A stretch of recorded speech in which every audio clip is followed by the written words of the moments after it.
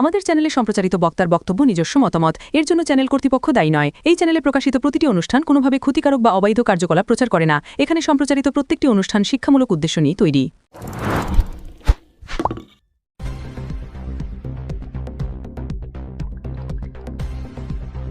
শুভেন্দু অধিকারীর ওপর হামলার প্রতিবাদে চন্দননগরে বিজেপির বিক্ষোভ, পুলিশের সঙ্গে ধস্তাধস্তি।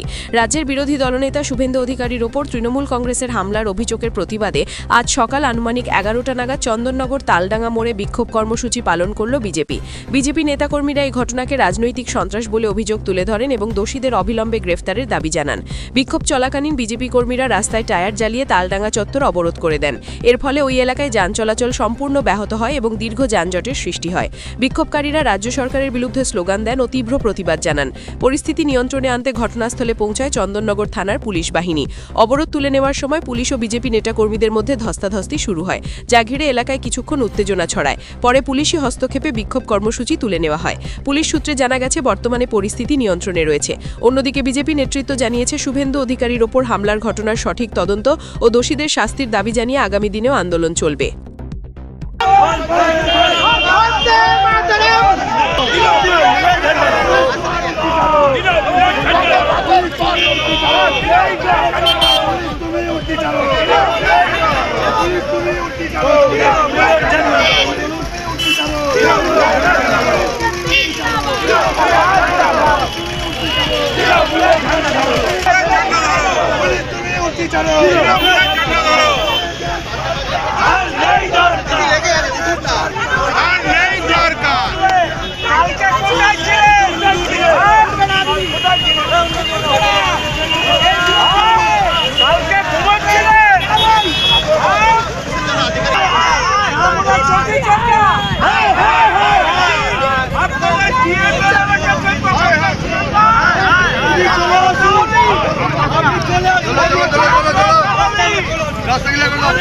লেগে যাবে।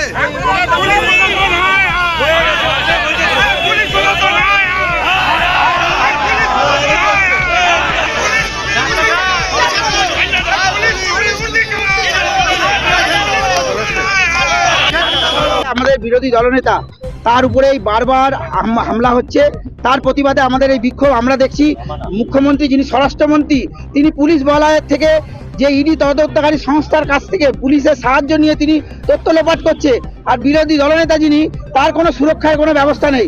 এই অপদার্থ মুখ্যমন্ত্রী, অপদার্থ স্বরাষ্ট্রমন্ত্রী অবিলম্বে আমরা পদত্যাগ চাই, সেই দাবিতে আমাদের এই আন্দোলন।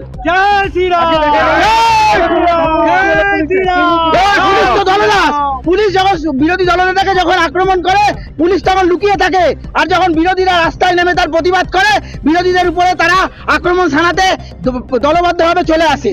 পুলিশটা একদম তৃণমূলের ক্যাডারের রূপে পরিণত হয়েছে। কালকে শুভেন্দু অধিকারী চন্দ্রকোনা থানায় গিয়ে বলেছে শেষ দেখে ছাড়বো। শেষ তো আমরাও দেখে ছাড়বো। আমরা আমাদের বিরোধী দলনেতা যেটা বলেছেন সেইটা আমরা চন্দননগরেও পালন করে দেখাবো।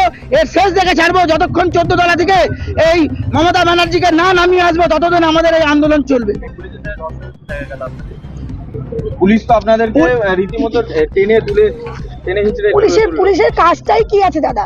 কালকে যখন চন্দ্রকোনায় হামলা হলো, তখন তো তারা সুরক্ষা দিতে পারেনি আমার বিরোধী দলনেতাকে।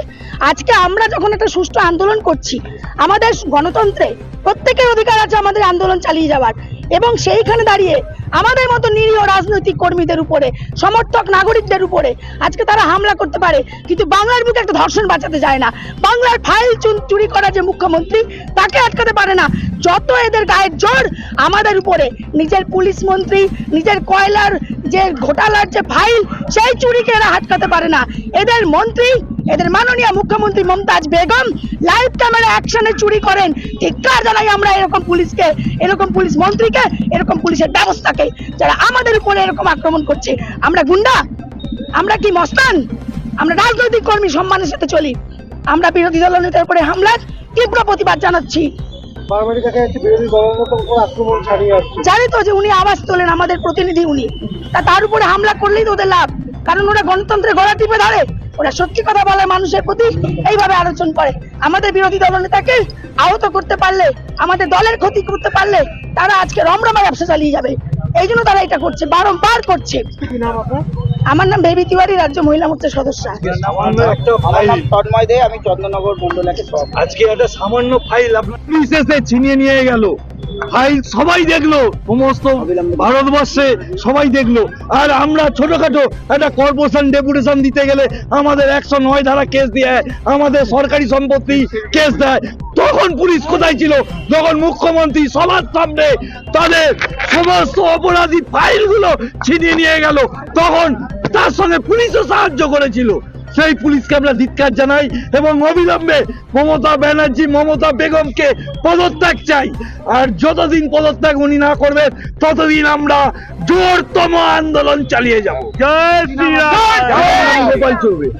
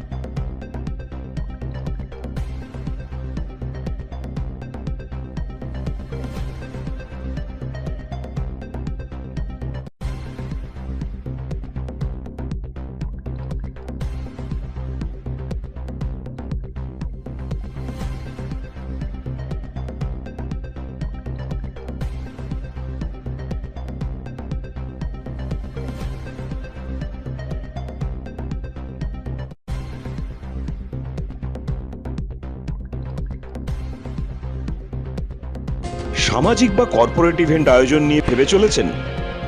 এবার আপনার ভাবনার অবসান। এসে গেছে ক্লাব ওয়েলকামের নতুন ক্রিস্টাল হল। 6000 বর্গফুটের রাজকীয় এই ব্যাংকোয়েট হলের সঙ্গে যুক্ত বিশাল আয়তনের কিচেন, জিভে জল আনা নানা পদ অতিথিদের পরিবেশনে সক্ষম। প্রয়োজনে ব্যবহার করতে পারেন আউটডোর ক্যাটারিং এর সুবিধাও। ক্রিস্টাল হলে অনুষ্ঠান আয়োজন অনুষ্ঠানের গরিমা বৃদ্ধি করে। রয়েছে 5টি লাক্সারি রুমের সুবিধাও। তাই সামাজিক হোক বা কর্পোরেট ইভেন্ট, নির্দ্বিধায় চলে আসুন ক্লাব ওয়েলকামে। বুকিংয়ের জন্য যোগাযোগ 9147005547 অথবা 9163333080। Enjoy a weekend at Vedam, the paradise of peace.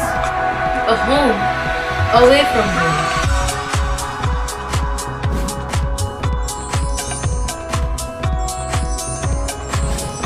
See yourself resonating with the nature. Vedam welcomes you to create your best memories.